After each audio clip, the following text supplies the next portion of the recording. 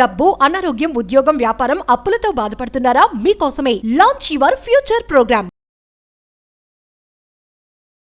Suman TV ప్రేక్షకులకు నమస్కారం. అధిక మొత్తంలో వడ్డీ రావాలి, ప్రభుత్వ పథకం అయితే మంచిది, బయట ప్రైవేటు వ్యక్తుల దగ్గర డబ్బు దాచిపెట్టుకుంటే తిరిగి వస్తుందో లేదో నమ్మకం లేదు, వడ్డీ ఎక్కువ ఇస్తారని చెప్పి మోసం చేసి అసలు డబ్బులే కాజేస్తున్నటువంటి వ్యక్తులు, సంస్థలు రోజుకు పెరిగిపోతున్నాయి.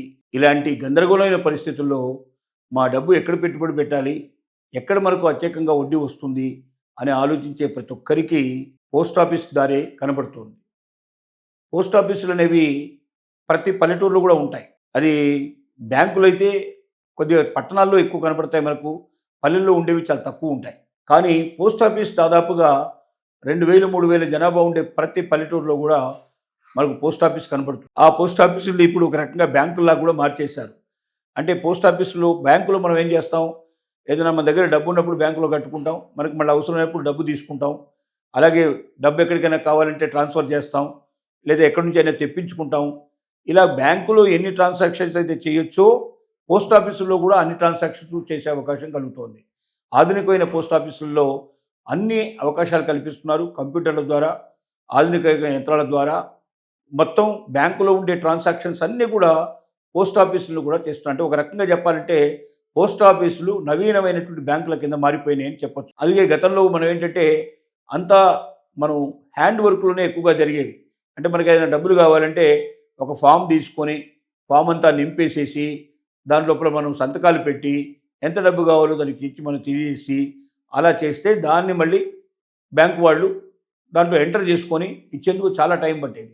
ఇప్పుడు అలా కాకుండా ఆన్లైన్లోనే ట్రాన్సాక్షన్ చేసుకునే అవకాశం కల్పిస్తున్నారు.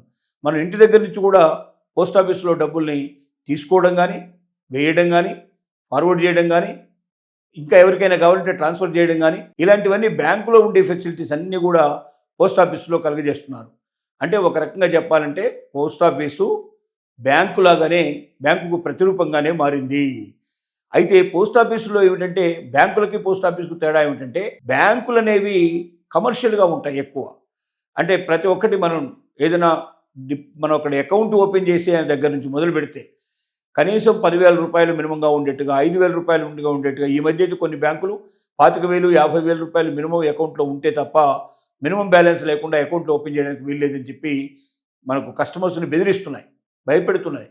ఒకవేళ ఎక్కడైనా డబ్బు తగ్గిపోతే వెంటనే 500 నుంచి 1000, 2,000, 5,000 రూపాయలు కూడా పెనాల్టీ వేసేస్తున్నాయి మన మీద.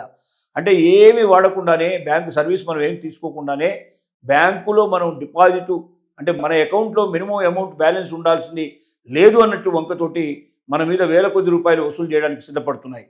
ఇలాంటి పరిస్థితుల్లో ఒక 100 రూపాయలతో మనం అకౌంట్ ఓపెన్ చేసుకోవడానికి వీలుగా ఉండేట్టుగా పోస్ట్ ఆఫీసుల లోపల మంచి సదుపాయాలు వచ్చాయి. మీరు అకౌంట్ 100 రూపాయలతో ఓపెన్ చేయొచ్చు. ఎప్పుడు 100 రూపాయల బ్యాలెన్స్ మినిమం ఉంచినా సరిపోతుంది. ఆ బ్యాలెన్స్ లేకపోయినా మీకు ఒక్క పైసా కూడా మీకు ఏ రకమైన పెనాల్టీలు పడవు. ఇంత చక్కగా వచ్చాయి. రెండోది ఏమిటంటే వడ్డీ రేటు 7%, 7.2% దాకా కూడా వడ్డీ రేట్లు వస్తున్నాయి. అంటే మనకు కొన్ని బ్యాంకుల్లో సీనియర్ సిటిజన్స్కి మాత్రమే 7% పైన ఉండేటువంటి వడ్డీలు లభించే అవకాశాలు కనబడతాయి. కానీ మామూలుగా అయితే 5%, 4%, 6% లోపలే వడ్డీ రేట్లు ఉంటాయి, కానీ అంతకు మించి రేట్లు ఉండవు. కానీ పోస్ట్ ఆఫీస్ లోపల 6 పైన మినిమం స్టార్ట్ అయ్యి అది 7 పైగా 7.2 దాకా మరి వడ్డీ రేటు ఇస్తున్నారంటే చాలా పెద్ద రేటు కింద లెక్క. అంత వడ్డీ రేటు ఇస్తూ భద్రతకు కల్పించి మన డబ్బులు ఎక్కడికి పోకుండా చూస్తూ ప్రతి దాంట్లో కూడా మనకు ఫిక్స్డ్ డిపాజిట్లు చేసుకున్నట్టయితే బ్యాంకు కన్నా ఎక్కువ వడ్డీ వస్తుంది, బ్యాంకు కన్నా సురక్షితంగా ఉంటుంది. బ్యాంకులు, ప్రైవేట్ బ్యాంకులు, గవర్నమెంట్ బ్యాంకులు ఉన్నాయి, కానీ పోస్ట్ ఆఫీసుల్లో అన్ని గవర్నమెంట్వే, మొత్తం సెంట్రల్ గవర్నమెంట్ సంబంధించినవే. కాబట్టి పోస్ట్ ఆఫీసులో ఇది గవర్నమెంట్ దాన్ని మనం చూసుకోవాల్సిన అవసరం లేదు. మన ఇంటికి దగ్గరగా ఉండే పోస్ట్ ఆఫీసులోకి వెళ్ళి మనం అకౌంట్ ఓపెన్ చేసేసుకొని మన శక్తి సామర్థ్యాన్ని బట్టి మంత్లీ వేసుకుంటూ వెళ్ళొచ్చు. ఒకేసారి పెద్ద మొత్తంలో మనం టోటుగా మనం జమ చేసుకోవచ్చు.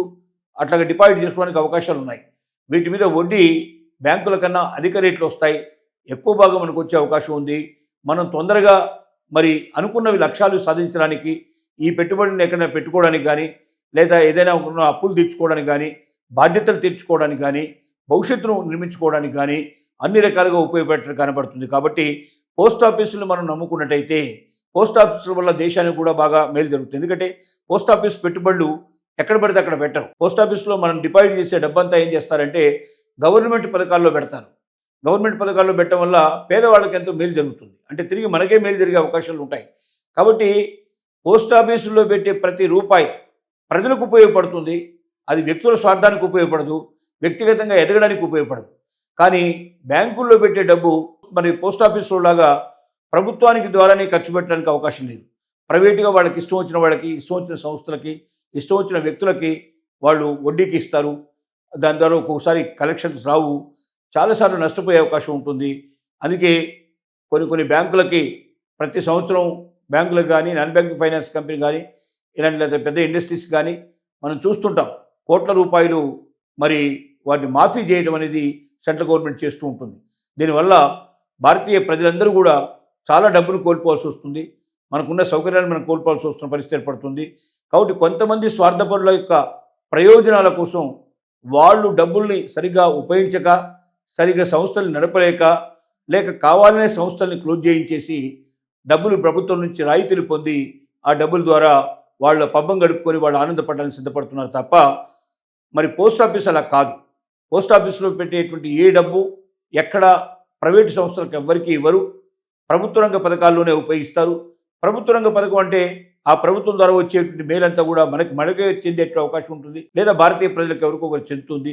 కాబట్టి మన దేశం బాగుపడడానికి, మన దేశ సంపద పెరగడానికి, మన దేశంలో మరి రహదారులు బాగుపడడానికి, మన దేశం లోపల పరిశ్రమలు నెలకొల్పుకోవడానికి, మనకు ఇంకా గొప్ప గొప్ప సంతోషాలని, ఆనందాన్ని కలుగజేస్తూ సౌకర్యాలు అభివృద్ధి పరచడానికి మరి పోస్ట్ ఆఫీస్ ఉపయోగపడుతుంది. కాబట్టి బయట ఎక్కడో పెట్టుకునే బదులుగా పోస్ట్ ఆఫీసులో డిపాజిట్ చేసుకున్నట్టయితే మంచి వడ్డీ వస్తుంది, ఎక్కువగా మనకు లాభాలు సంపాదించే అవకాశాలు ఉన్నాయి.